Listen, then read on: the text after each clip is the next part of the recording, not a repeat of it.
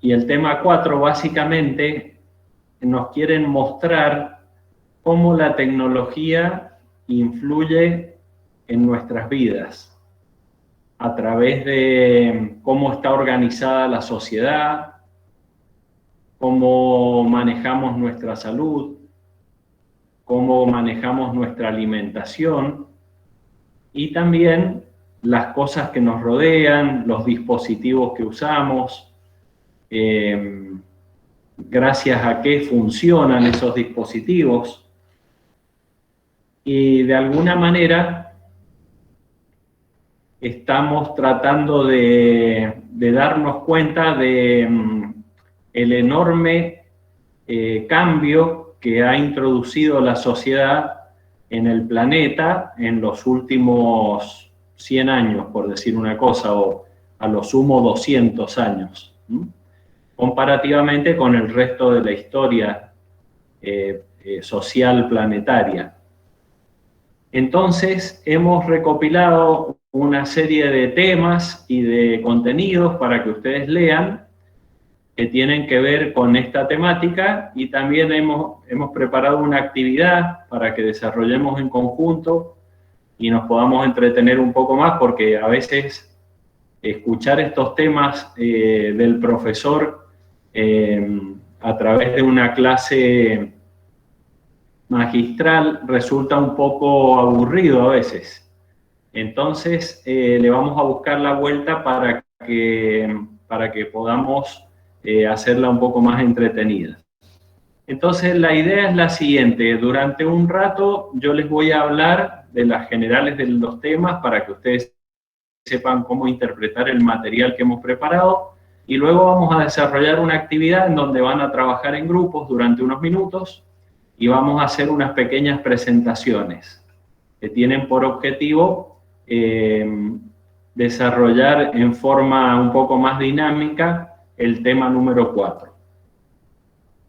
Básicamente, para que se hagan una idea, sobre el tema 3 he cargado al aula abierta algunos artículos que tienen que leer. Uno se llama Tema 3, Tecnologías de Gestión. El otro se llama Tema 3, Cómo influyen las tecnologías en nuestra vida cotidiana. Después hay un artículo que se llama Sobre la asociatividad empresaria y su rol en el fortalecimiento del entramado productivo. Y hay otro pequeñito que se llama Clúster de la ciruela en Mendoza. Esos son materiales que hay que ver, hay que leerlos, porque son materiales que entran en las próximas evaluaciones de parciales. Así es que tienen que leerlos con atención. Son cortos, no son largos, pero requieren que todos ellos sean leídos. Yo ahora les voy a compartir, después en el tema 4, que se llama habitualmente Tecnología y Vida, he subido un PowerPoint. Es un poco viejito, pero es sumamente meduloso en los contenidos que tiene, así que sirve como guía para el estudio. Y he subido también un artículo que se llama Bienvenidos al Antropoceno. Y también otro que se llama Normativas sobre organismos genéticamente modificados. Es material para leer también. Ahora vamos a charlar al respecto. Y también en esa actividad que vamos a desarrollar vamos a trabajar sobre estos temas. En primer lugar, quisiera comentar un poco sobre este artículo que he subido que se llama Bienvenidos al Antropoceno. ¿Alguna vez han escuchado de esto? ¿Qué es lo que es el Antropoceno? O la palabra, ¿qué les dice a ustedes?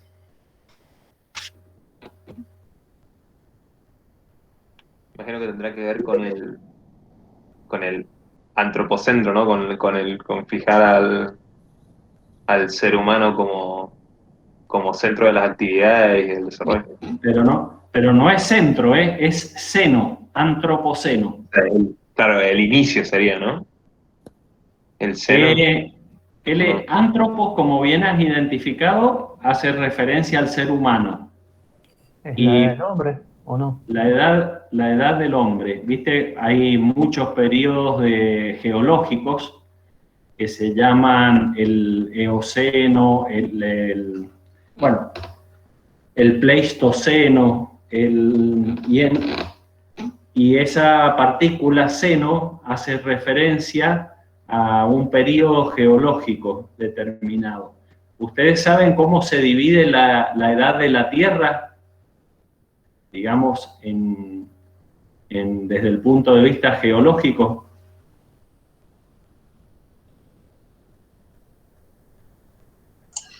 ¿Podría repetir, profe? ¿Cómo se divide la edad de la Tierra en términos geológicos? ¿No empieza con la era del hielo? No, la era del hielo fue hace poquito, hace 40.000 años, la última, porque han habido montones de eras del hielo. Hace poco. Hace poquitito, hace un flash, digamos, comparado con la Tierra, que tiene 4.000 millones de años de antigüedad. Pero has dado, digamos, en la clave de que los grandes periodos geológicos de la Tierra se conocen como eras. Hay eras, hay periodos, y dentro de los periodos hay divisiones también. Y hace aproximadamente unos 20.000 años, 25.000 años, con el arribo de la agricultura, se está transcurriendo un periodo muy reciente que es el Eoceno, pero se han empezado a reunir los geólogos en diversos congresos a nivel mundial, y hace unos años atrás un geólogo dijo: hay que dejarse de hablar del Eoceno porque los cambios que está introduciendo la civilización actual son tan importantes que yo creo que hay que pensar en un nuevo periodo que se llama el Antropoceno. Es decir, que el hombre está dejando una impronta tan evidente que un geólogo que pudiera analizar las capas de la corteza terrestre dentro de 100.000 años, por ejemplo, debería descubrir algo que nos identifique, porque las diversas eras dentro de la vida del planeta y los diversos periodos quedan identificados en el registro fósil, en las capas geológicas que forman la corteza terrestre. Entonces, cuando uno escarba, digamos, en la ladera de una montaña que deja a la vista los plegamientos y descubre que hay una capa de carbón, una capa de fósiles, otra capa de tal cosa, va tratando de interpretar qué ocurrió en esos grandes periodos de la vida de la Tierra. Entonces, por ejemplo, hay un periodo del Ordovícico, creo que se llama, donde hubo una extinción masiva. Prácticamente 80% de las especies que habitaban la Tierra en aquella época, la mayor parte acuáticas y marinas, desaparecieron de la faz de la Tierra. Y está relacionado con una capa de carbón, lo cual parece indicar que hubo episodios de vulcanismo gigantes en todo el planeta que cambiaron tan drásticamente la atmósfera y la acidez de los océanos que prácticamente el 80% de las especies que habitaban el planeta en aquel momento, hace 300 millones de años, se extinguieron. Entonces, los geólogos estudiando este tipo de procesos pueden llegar a imaginar qué puede pasar con nosotros, por ejemplo, si los cambios que estamos introduciendo en la atmósfera son tan veloces y tan importantes. ¿Qué podría estar ocurriendo con el planeta dentro de 1.000 años, por ejemplo? Porque no se olviden que los tiempos geológicos son largos, son muy largos. Entonces, no sé, ¿ustedes qué piensan si un geólogo del futuro llegara a escarbar en en las distintas capas sedimentarias, digamos, ¿qué encontraría como restos de nuestra civilización, es decir, de este periodo actual que estamos viviendo? Plástico, profe, a mansalva. Sí, pero no sé si encontraría tanto plástico, ¿eh? Porque ¿cuántos años, siempre que se habla mal del plástico, cuántos años más o menos se le da para degradarse? ¿Qué han leído por ahí al respecto? Depende del plástico igual. Sí, pero ¿cuántos años más o menos? 400. Bueno, 400 años en la edad geológica no es nada, o sea que probablemente dentro de 10.000 años no haya nada de plástico. Eso sería un indicador raro, digamos. No sé si, aunque estuviera enterrado el plástico, me parece que se degradaría en 1.000 años o en 2.000 años. Entonces, algún polímero producto del plástico degradado. Ajá, algún polímero, alguna molécula que quedara por ahí en algún sustrato. Alguna molécula de tipo orgánica o el desdoblamiento de alguna molécula orgánica. ¿Qué otras cosas más les parecen? A ver. Dióxido de carbono, muy bien. Seguramente los geólogos del futuro encontrarían en el hielo de la Antártida o en algún tipo de sedimento un contenido de anhidrido carbónico elevado con respecto a los 1.000 años anteriores, ¿no? O sea, si comparás, no sé, 1.000 años cuánto es en la corteza, pero a lo mejor son 2 centímetros, bueno, 2 centímetros en el sedimento, 2 centímetros más abajo, había 20 partes por millón de anhidrido carbónico. Y en este sedimento, que tiene 1 centímetro de espesor, hay de repente 400 partes por millón de anhidrido carbónico en el aire contenido en unas burbujas prehistóricas. ¿Qué otra cosa les parece que podría ser un indicador de nuestra época?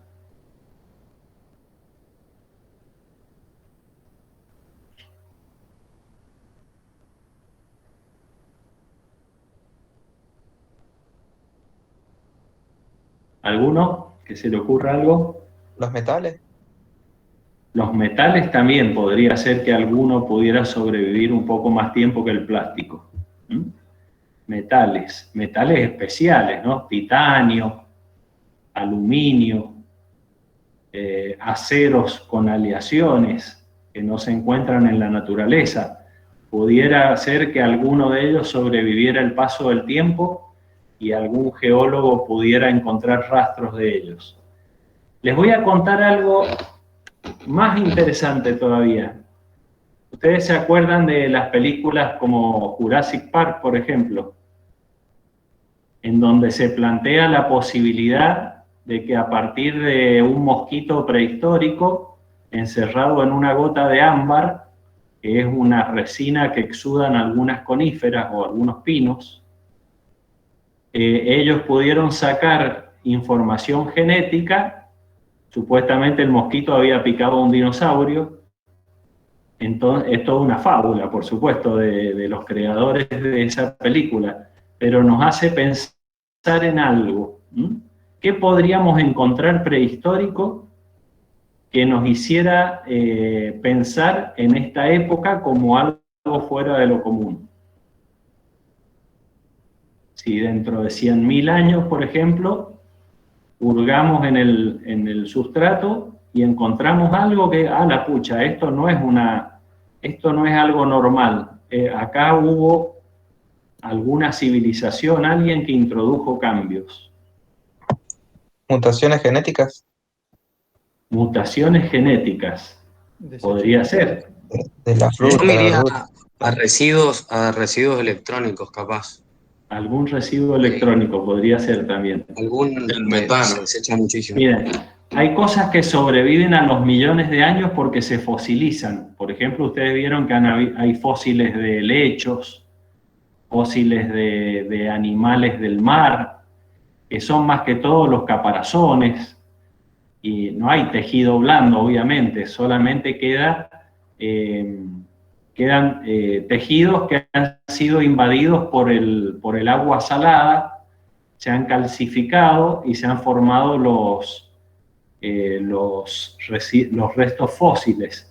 Pero hay restos fósiles que se conservan a lo largo de millones de años. Por ejemplo, hay restos de polen.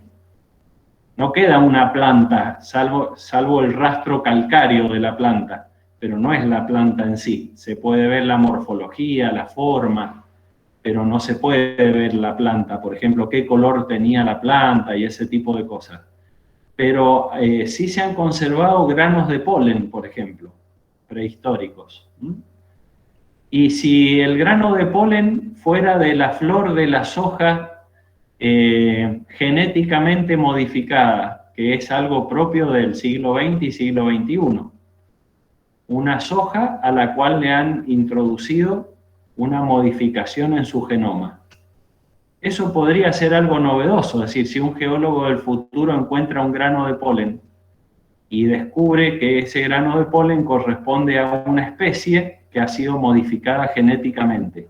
Ese sería un rastro nuestro, un rastro que no puede ser de la Edad Media, ni puede ser de hace 1000 años, ni de hace 2000 años, porque solamente en esta época de la historia se han hecho manipulaciones genéticas de plantas.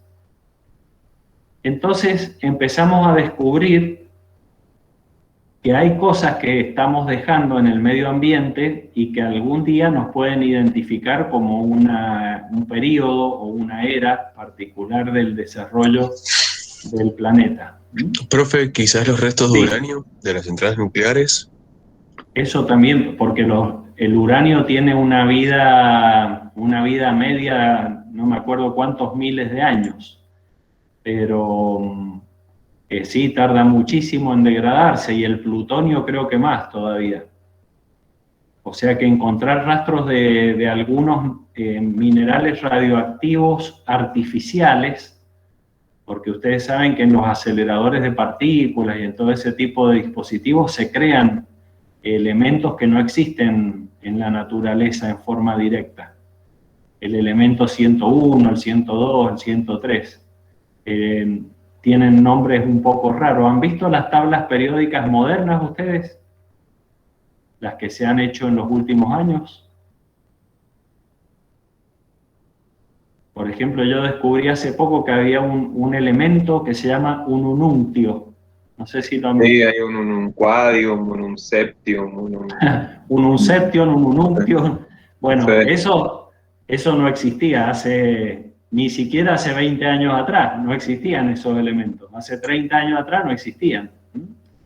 Pero en el futuro es probable que sí, porque si se siguen haciendo ensayos con aceleradores de partículas cada vez más poderosos, cada vez más grandes, probablemente se puedan seguir encontrando nuevos elementos, y a lo mejor algún día encontrarán uno que sea estable, o sea, que no se desaparezca en pocos segundos, sino que tenga una vida más prolongada. En definitiva, ese artículo trata sobre esto, cómo un geólogo se pone a reflexionar sobre el rastro que nosotros podamos dejar en el planeta y que nos pueda identificar como especie, la especie humana, en un futuro. A lo mejor dentro de 100.000 años ya no existamos como especie. Podría ser un geólogo de otro mundo, ¿no? Un extraterrestre que viniera a inspeccionar este planeta y se encontrara con esos rastros, con alguna tecnología superior capaz de desentrañar experimentos que nosotros ni nos imaginamos. A lo mejor puede descubrir estas moléculas, estas sustancias presentes que le hagan ver que acá hubo una civilización nuclear que usó la energía nuclear y probablemente que descubrió tales o cuales cosas. Entonces, muy interesante para que lo lean y para reflexionar, ¿no?, sobre lo que nosotros hacemos en el planeta y la impronta que dejamos sobre el planeta. Después, cuando veamos el tema 5, que es la clase próxima, vamos a hablar sobre los límites planetarios. Y ahí vamos a volver a retomar estas cosas. ¿En qué aspectos estamos llevando el planeta a ciertos límites, de los cuales a veces se puede volver hacia atrás y otras veces, en cambio, no se puede volver? Bueno, en el primer tema yo se los voy a mostrar ahora unos minutos, porque después vamos a pasar a esa actividad que les comenté. Voy a compartir. A ver cómo se hace presentar toda tu pantalla. Compartir.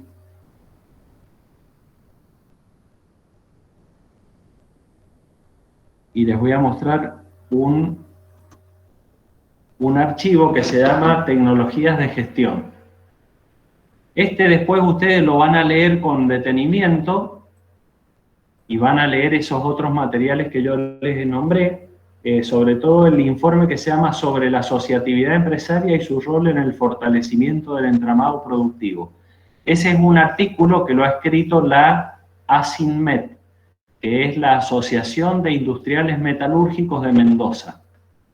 ¿Por qué es importante leerlo? Porque habla de la idiosincrasia de los mendocinos y sus problemáticas para asociarse. ¿Ustedes están viendo la pantalla que les estoy mostrando? Sí, profe. ¿Sí? ¿Sí la ven?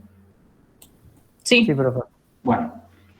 El mundo entero está, digamos, pasando por un momento histórico donde las tecnologías de gestión son sumamente importantes y de ellas depende en gran medida la competitividad que tiene un país y una economía en general.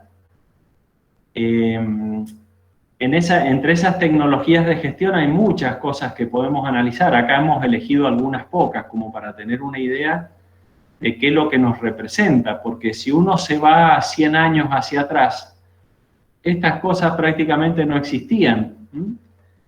El colega nuestro, el ingeniero Taylor, empezó a estudiar métodos de organización del trabajo, de alguna manera para organizar la forma en que los seres humanos trabajaban y poder optimizar sus rendimientos. Pero el desarrollo en los primeros años del siglo XX, fines del siglo XIX, principios del siglo XX, estuvo a ese nivel, o sea, cómo organizar la producción para que el ser humano produzca más, porque había una demanda creciente. De todo lo que se iba inventando se generaba una demanda creciente y enorme. Entonces había que producir y producir y producir. Hoy en día, ustedes saben que económicamente el sector terciario ha adoptado una importancia de nivel gigante, es decir, en el Producto Bruto Interno de un país, el sector terciario ocupa en este momento una porción mucho mayor que el sector manufacturero. Es todo lo contrario de lo que ocurría en el siglo XIX, por ejemplo, donde el sector manufacturero era quien generaba la riqueza. En este momento la riqueza pasa por otros sectores, sobre todo el sector terciario, el sector de los servicios. Por eso por ejemplo, esta peste del COVID-19 ha afectado tanto las economías del planeta porque, por ejemplo, ha impedido el normal desempeño del turismo, ha impedido el normal desempeño de las misiones comerciales, todo lo que genera negocios, el movimiento se ha disminuido el movimiento de vehículos, de aviones, lo cual disminuye la facturación de seguros y también de cargas aéreas, la venta de pasajes, todos rubros que tienen que ver con el sector servicios, que hace 100 años atrás prácticamente eran un porcentaje ínfimo. Ni hablar de los servicios de internet, de los servicios de telefonía móvil, servicios de asesoría, el Bitcoin, no sé, la cantidad de cosas que hay en estos últimos años de nuestra historia y que hace tan solo 50 o 60 años atrás nadie se las podía ni imaginar siquiera. Entonces, Este archivo tiende a mostrar algunas de estas cosas, tiende a mostrar las debilidades que tienen nuestras pymes para poder asociarse y muestra la asociatividad como una herramienta para superar las debilidades que tienen nuestras empresas. Acá se ve un dibujo, fíjense, un pez gordo que se quiere comer un cardumen de peces pequeños. Pero los peces pequeños de repente aparecen organizados y todos juntos son más poderosos que el pez gordo. Entonces se revierte la situación y el cardumen termina queriendo comerse al pez gordo. Esto es una metáfora en el sentido de que un cardumen de peces no asociados son devorados fácilmente por la voracidad del pez gordo. En cambio, un cardumen de peces organizados y asociados con fines comunes, con objetivos comunes, son capaces de enfrentar al pez gordo y hacerlo batir en retirada. Bueno, aparecen acá algunas características de los modelos asociativos, los objetivos organizativos, objetivos comerciales de esos modelos, dificultades que se encuentran para generar la aplicación de estos modelos asociativos y también algunos ejemplos y modelos asociativos, como el joint venture, eslabonamientos productivos, alianzas estratégicas, distritos industriales, pool de compra o de venta, grupos de exportación, contratos agrícolas, contratos de maquila, etc.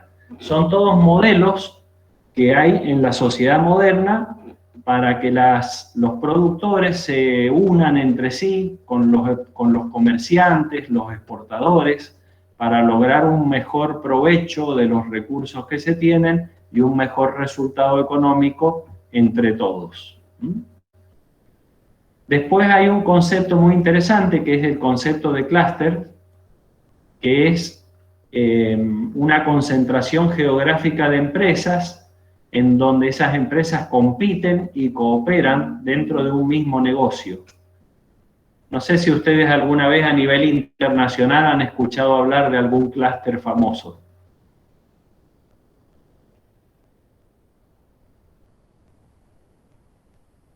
¿Cuál se les viene en mente, por ejemplo, que hayan escuchado hablar de él? Silicon Valley, Hollywood. El Silicon Valley es uno de los más famosos del mundo y está conceptuado como uno de los principales.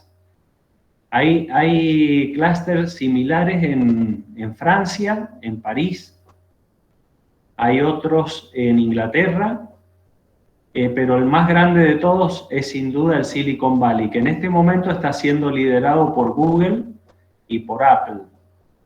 Pero el iniciador del clúster del Silicon Valley fue la empresa Intel.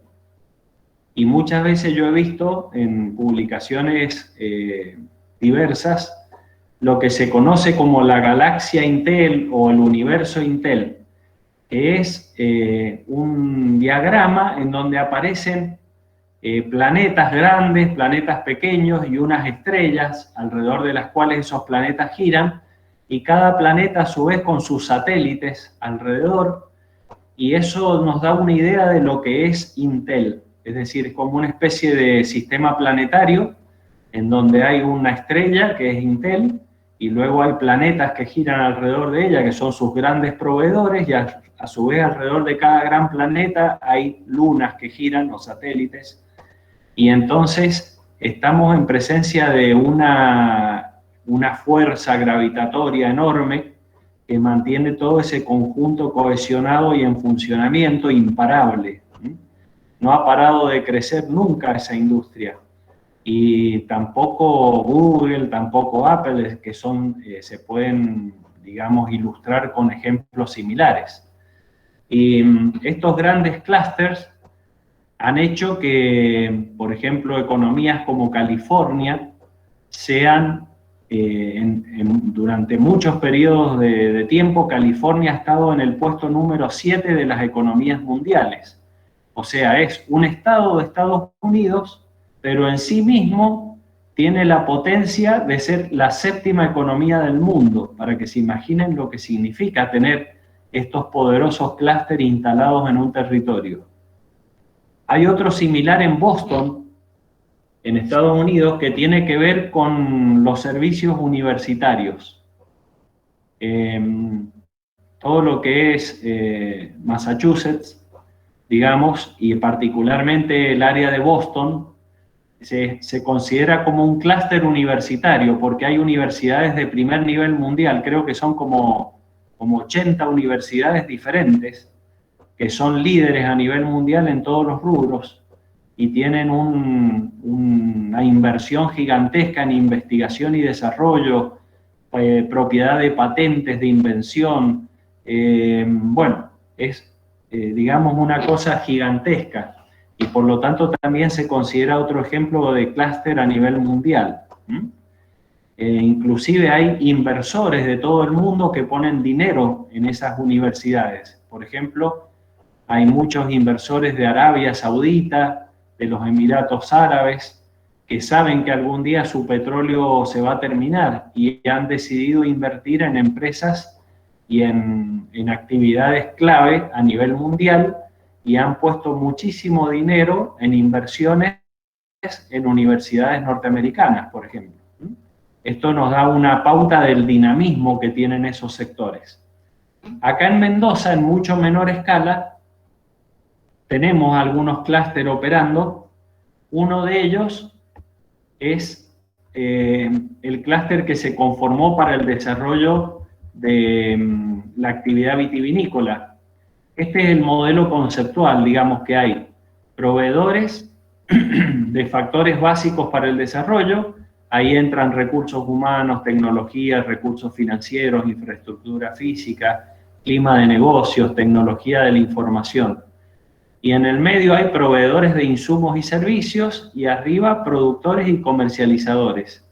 Y todos ellos vinculados por colaboración efectiva y asociatividad competitiva, funcionando con un gran capital social, por supuesto. O sea, una región que se le instale un clúster bien organizado es una región cuyo capital social aumenta, porque la gente empieza a cobrar más, aumentan los sueldos, mejora la prosperidad del lugar, el nivel de vida. Es decir, que se invierte en capital social, no solamente en organizarse para ganar dinero.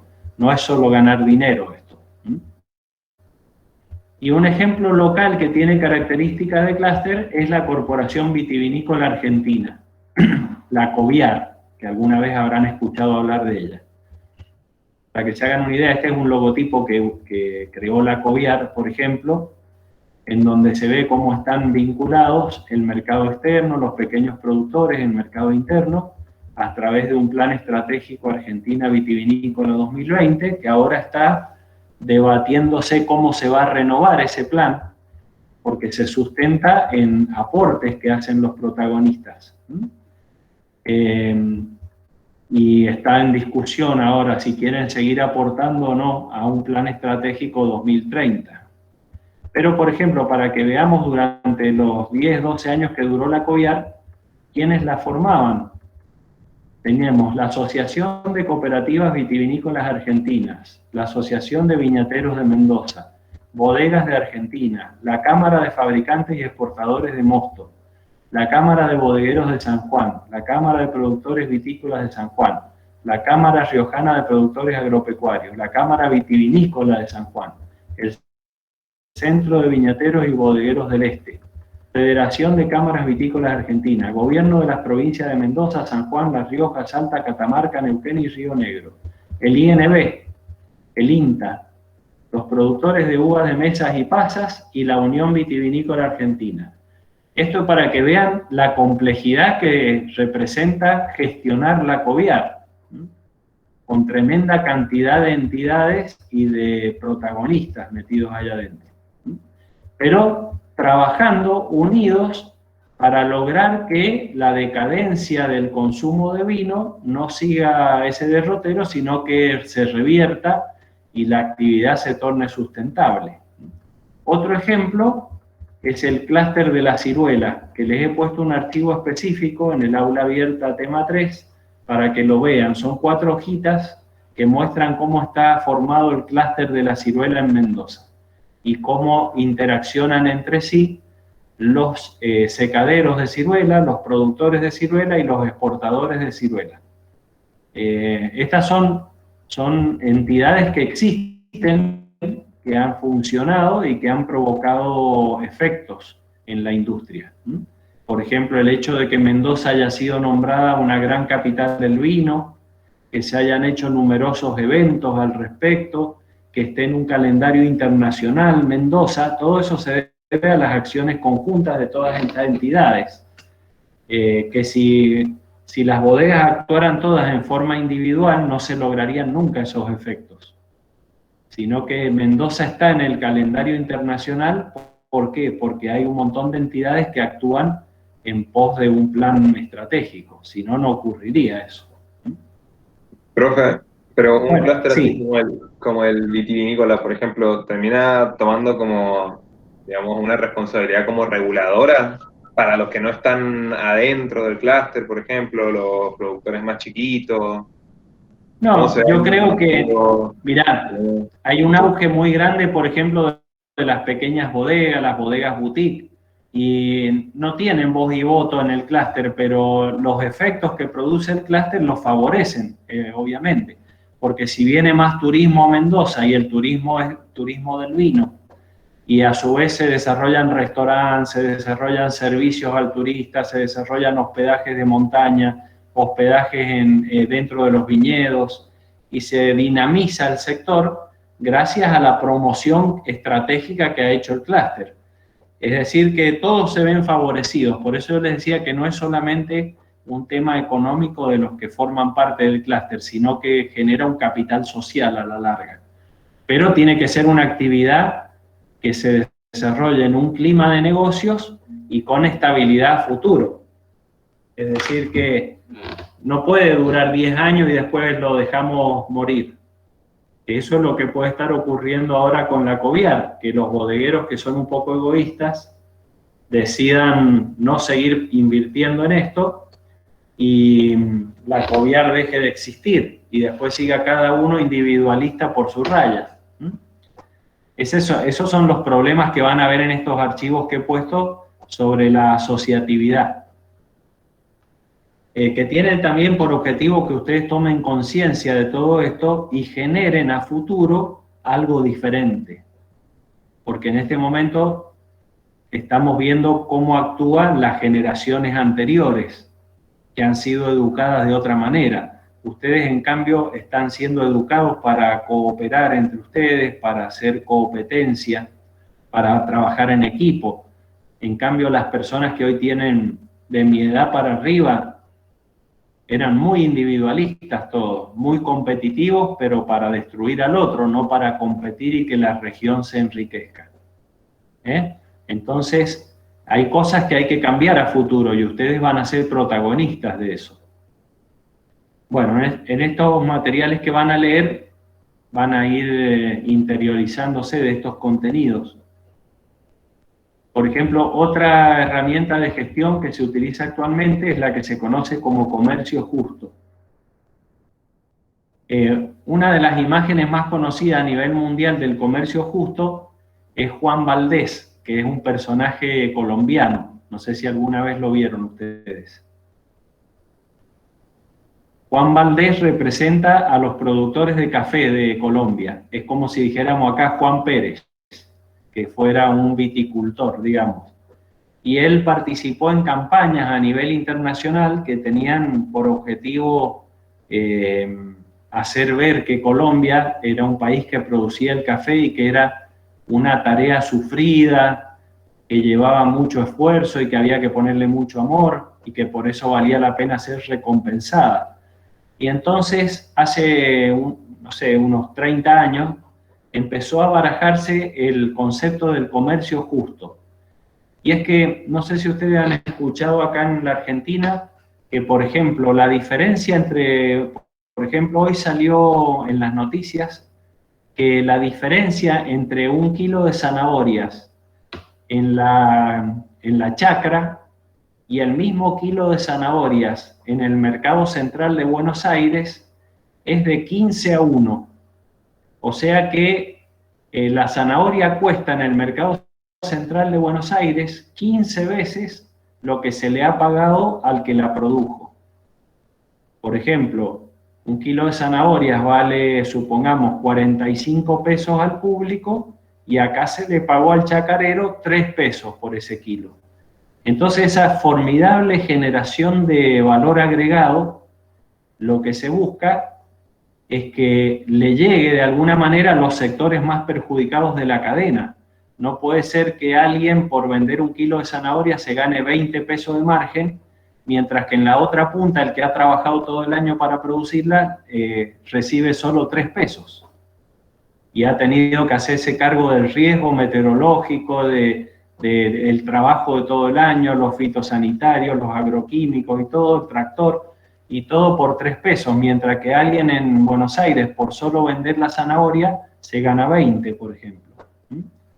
Entonces, el comercio justo es un sistema internacional de certificación en donde alguien fija los estándares en la cadena de valor para que todos reciban lo que justamente les corresponde y luego certifica eso y se coloca un sello en el producto y entonces el mercado, que en los países desarrollados es muy consciente de esto, está dispuesto a pagar un pequeño sobreprecio para que sean justamente premiados todos los miembros de la cadena. Y por eso un producto que tiene una certificación de comercio justo, cuando uno lo compra, está seguro de que no hay trabajo infantil, de que no hay trabajo esclavo, de que los trabajadores trabajan en condiciones dignas para producir eso, porque no es bueno tampoco tomar un café rico de Colombia o un producto, no sé, un vino de la Argentina excesivamente barato, sabiendo que los que lo produjeron no tenían las condiciones dignas de trabajo o viven en una choza o sufren hambre. Eso no es agradable para las personas desarrolladas. Entonces se estableció este sistema de certificación donde si certificamos que el productor de café recibió el pago adecuado, con el cual vive dignamente y mantiene condiciones de trabajo adecuadas, entonces le ponemos este sello al producto y bueno, va a dar el precio que tenga que dar. Y el comprador está dispuesto a pagarlo porque sabe que está colaborando en una cadena de costo o de valor que es justa con todos. ¿Se entiende la idea? Esto existe también en Argentina. Por ejemplo, les voy a mostrar, acá en la Argentina tenemos unos ejemplos que son, por ejemplo, el Inti Textil. El Inti Textil es un ejemplo claro, donde sabemos que en Buenos Aires hay montones de talleres textiles que son con trabajo esclavo, trabajo infantil. Trabajan en sótanos en la provincia de Buenos Aires, escondidos, a oscuras. Hay gente que vive adentro del lugar donde trabaja, no sale jamás a la calle. Bueno, en esas condiciones no es justo vender una prenda, digamos, al mismo precio que otra que ha sido producida en una fábrica adecuada, con las leyes sociales en orden, con la gente trabajando dignamente y alimentándose como corresponde, sin trabajo infantil, sin trabajo esclavo. Entonces, los que hacen prendas de esa forma, en forma adecuada, certifican que están trabajando con este sistema de comercio justo, es decir, que no tienen dentro de su sistema productivo estos errores que estoy comentando. Mientras que un taller que trabaja con esclavos, esto y lo otro, no va a poder nunca certificar esto. Entonces uno puede comprar una prenda de vestir que tenga el sello de Inti Textil y sabe que esa prenda está certificando que todos los que participaron en la producción de esa prenda están siendo remunerados adecuadamente y trabajan en forma digna. ¿Se entiende la idea? Esto es para que después cuando escuchen hablar del comercio justo sepan de qué se trata. Bueno, ahí están los criterios también. Y después hay otro gran tema que acá en Mendoza hay muchas empresas que lo aplican, que es la responsabilidad social empresaria. Otra forma de gestionar el negocio, también respetando las leyes, respetando el medio ambiente, respetando los recursos humanos también para que todos se puedan desarrollar en forma adecuada a través de los negocios que produce la empresa. Esto simplemente, tanto el comercio justo como la responsabilidad social empresaria, tienen implícito el concepto de que toda actividad tiene límites éticos y que hay impacto social en cada acto que hacemos y que no es solamente ganar dinero y tampoco filantropía, sino que es una estrategia corporativa, que todo sea bien llevado adelante para que sea sustentable en el tiempo y para que no haya perjudicados. Bueno, hasta acá más o menos lo que tenía preparado para mostrarles de gestión, de tecnologías de gestión.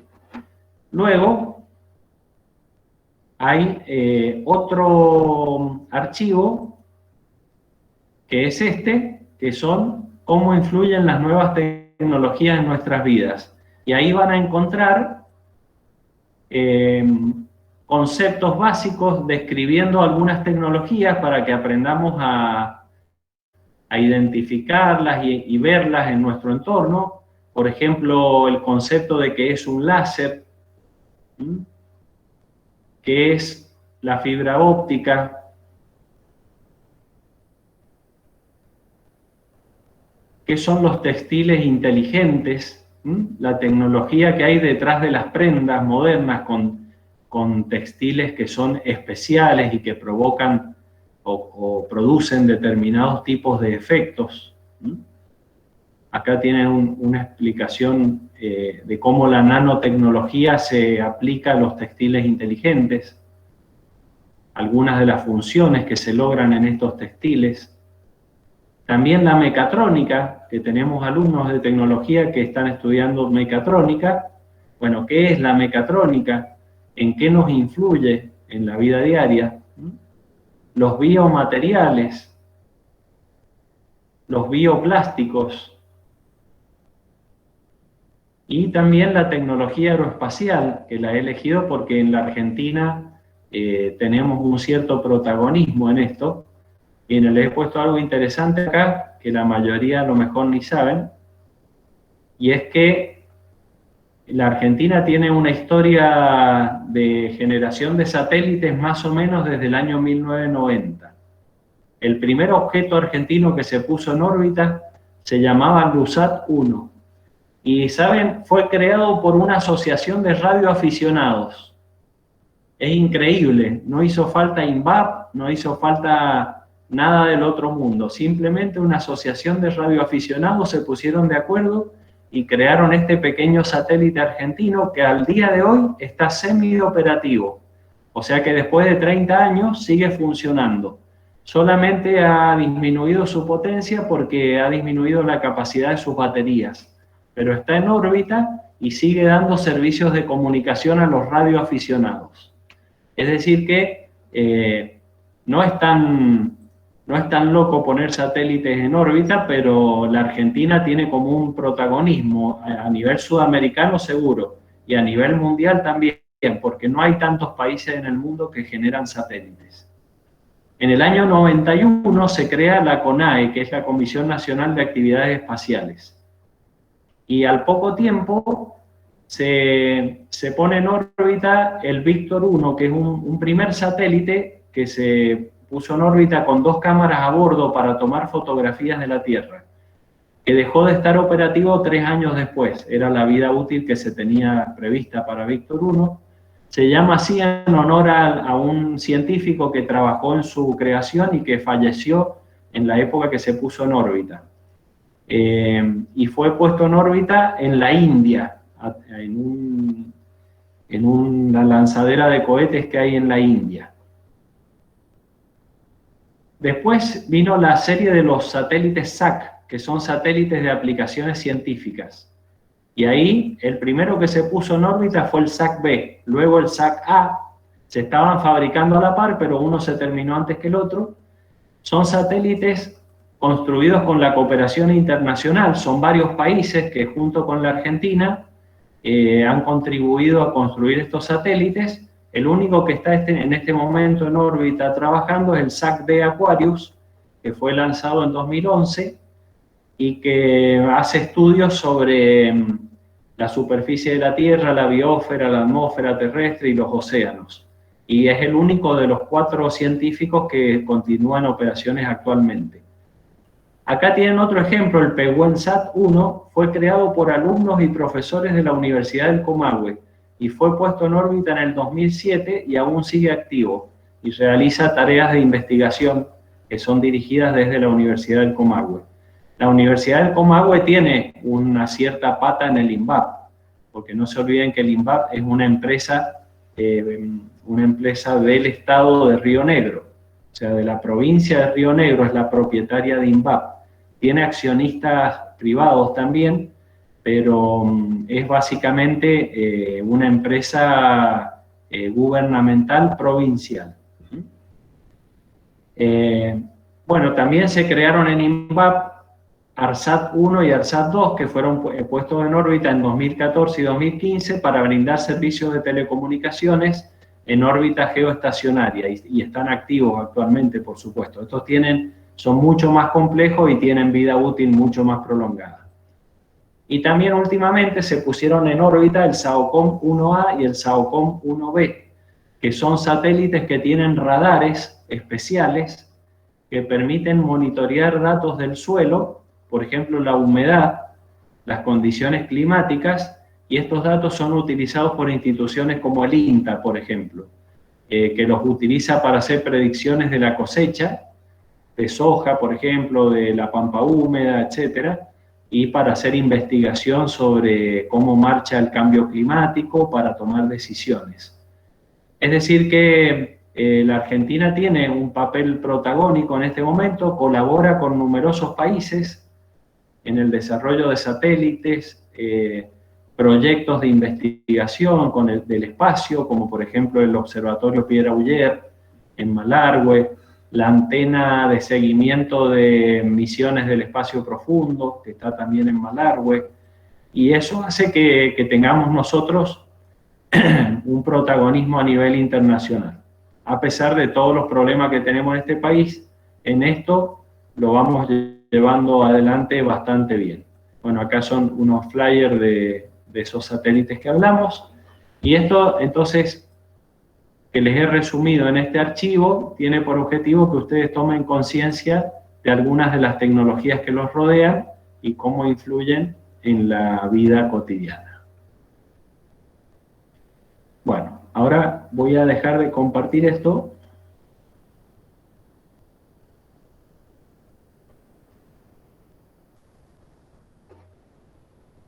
Y les voy a compartir una planilla.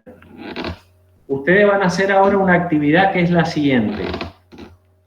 La tenemos que hacer rápidamente, así que yo voy a compartir ahora una planilla en donde salen los grupos que ustedes han formado de trabajos prácticos y a cada grupo les he asignado un tema. Es un tema concreto, no hay que divagar en esto.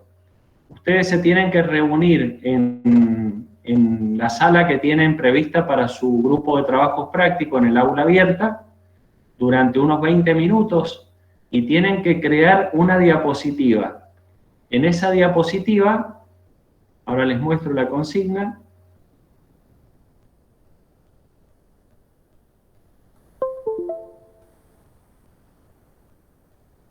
Fíjense, tienen que crear una diapositiva que tenga al menos una imagen, el concepto, una idea fuerza y un ejemplo. Si creen pertinente, pueden agregar alguna observación adicional. pero básicamente tiene que tener estos 3 elementos que figuran, estos 4 elementos. Una imagen, el concepto